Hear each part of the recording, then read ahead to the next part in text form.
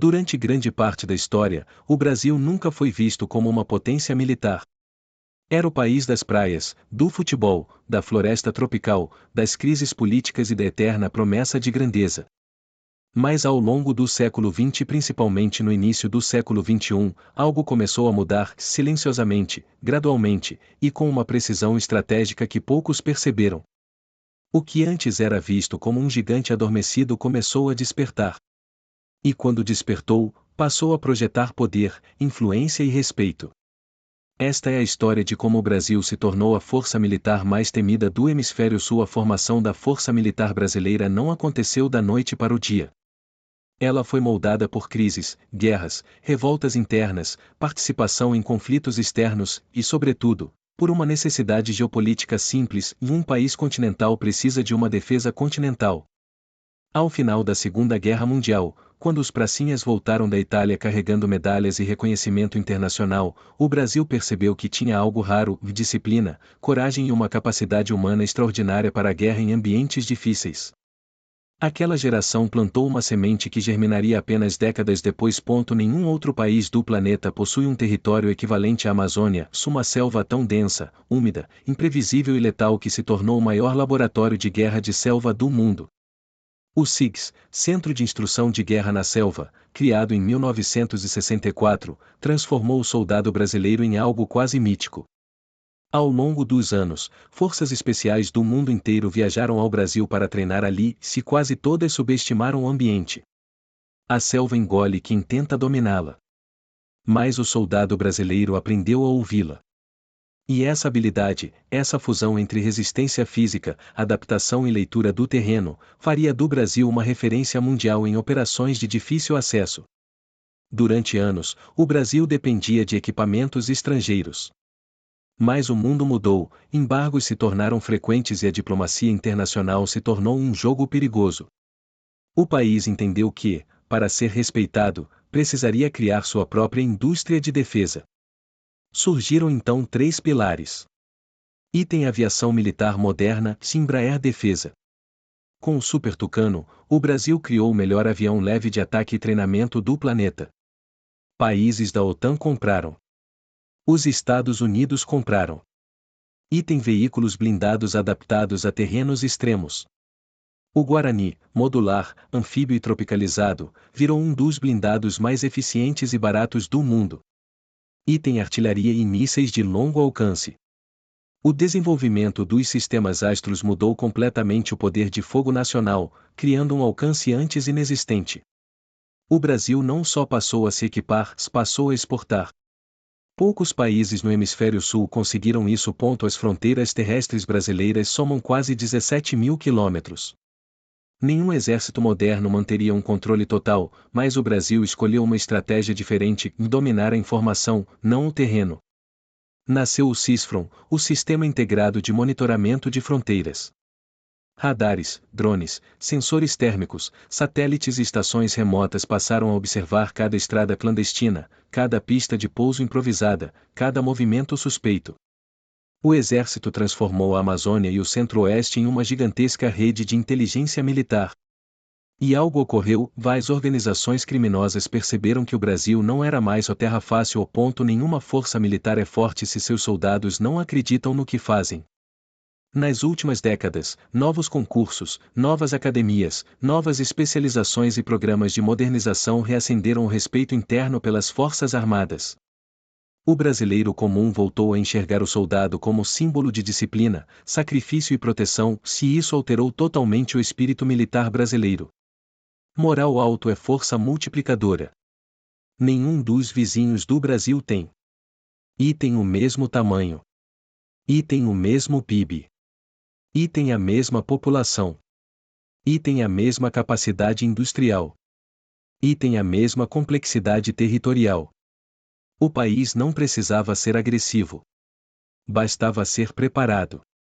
E foi exatamente isso que aconteceu. O Atlântico Sul se tornou uma das áreas estratégicas mais valiosas do mundo, com petróleo, rotas comerciais, biodiversidade e relevância militar. A Marinha do Brasil investiu pesado. Item: submarinos convencionais de tecnologia francesa. Item: o polêmico projeto do submarino nuclear.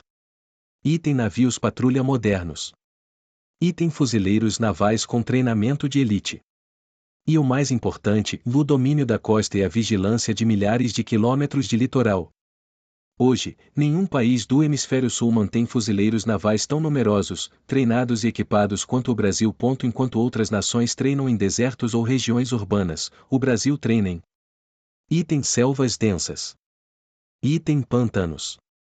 Item montanhas. Item cerrado. Item litoral tropical. A verdadeira especialidade brasileira é a adaptabilidade. O soldado nacional consegue operar em praticamente qualquer ambiente difícil, se isso se tornou uma vantagem estratégica incomparável no hemisfério sul. O Brasil nunca buscou conflitos. Mas aprendeu que, quando você possui força, não precisa prová-la.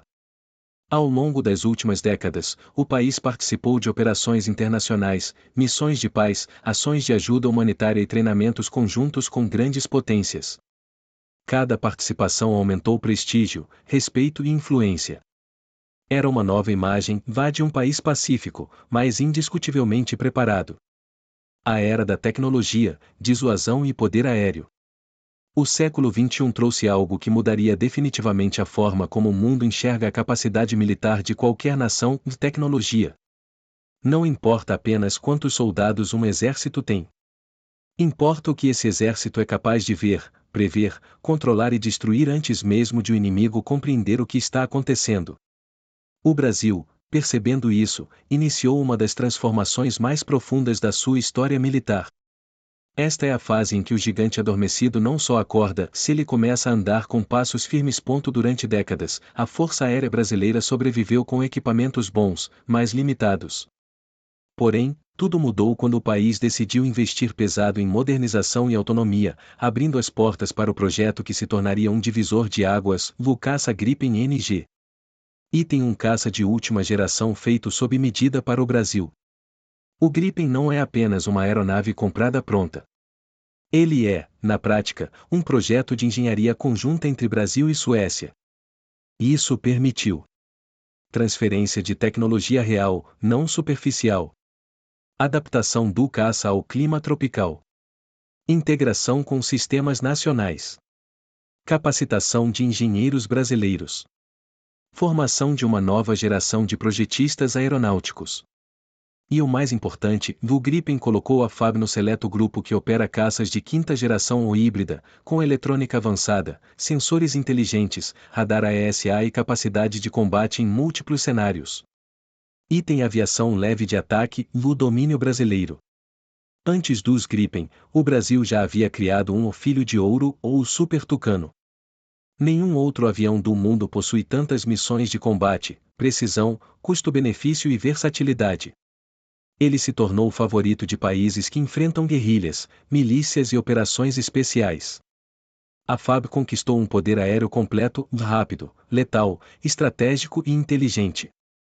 Poucos percebem, mas o Brasil é um dos únicos países do sul do planeta capazes de projetar, fabricar, testar, operar e exportar seus próprios aviões militares. Isso permite independência estratégica absoluta, algo que nem a Argentina, Chile, África do Sul ou Austrália têm ao mesmo nível industrial. Item o KC-390, o monstro brasileiro. O avião de transporte militar brasileiro se tornou motivo de orgulho internacional. Maior, mais rápido, mais resistente e mais moderno que vários concorrentes estrangeiros, o KC-390 chamou a atenção da OTAN e passou a ser adquirido por países europeus. Ele provou ao mundo que a indústria militar brasileira não é em desenvolvimento, mas sim madura e sofisticada. O gigante acordou-se e agora sabia voar. Nenhuma força militar moderna funciona sem informação. Pela primeira vez na história, o Brasil montou um ecossistema integrado de vigilância territorial, marítima e aérea. Entre os avanços estão: item drones militares de vigilância e ataque.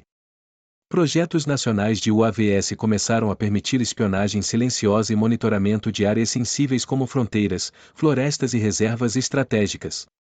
Item satélites de dupla função.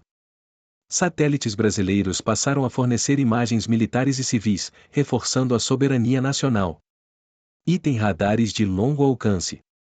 Criados para monitorar toda a região amazônica, esses radares permitem que o país detecte aeronaves clandestinas e movimentos suspeitos a centenas de quilômetros de distância. O Brasil evoluiu de força reativa para força antecipatória. Se a primeira metade do século foi marcada por batalhas físicas, a segunda está sendo marcada pela guerra invisível, na guerra eletrônica. E é aqui que o Brasil surpreendeu o mundo. Itens submarinos convencionais modernos. Com tecnologia francesa e construção local, os submarinos da classe Riachuelo recolocaram o Brasil no mapa das marinhas relevantes. Item o submarino nuclear, o salto de poder. O projeto mais ousado da história militar brasileira. Ter um submarino nuclear significa autonomia quase ilimitada, capacidade de dissuasão real, vigilância de toda a costa atlântica, poder de projeção incomparável no sul global. Nenhum país do hemisfério sul possui um. Isso muda tudo. Com unidades como comandos, forças especiais, paraquedistas de elite, fuzileiros navais, operações especiais de selva. O Brasil montou um sistema de resposta rápida, capaz de neutralizar ameaças internas e externas com eficiência surpreendente. Essas unidades não são grandes em número, são grandes em capacidade.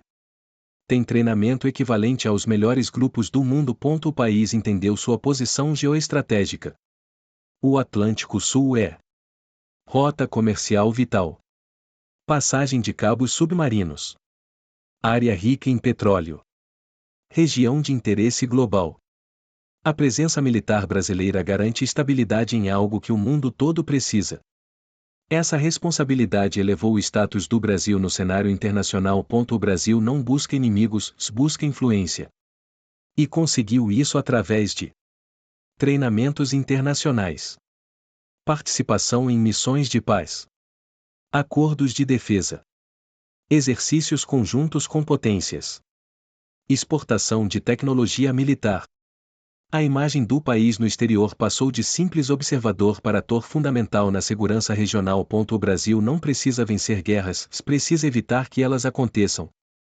E isso se faz com tecnologia, mobilidade, informação, poder de fogo, presença estratégica, capacidade industrial, forças especiais altamente treinadas, uma marinha moderna, uma força aérea de ponta. Essa combinação transformou o Brasil em um adversário que ninguém quer enfrentar.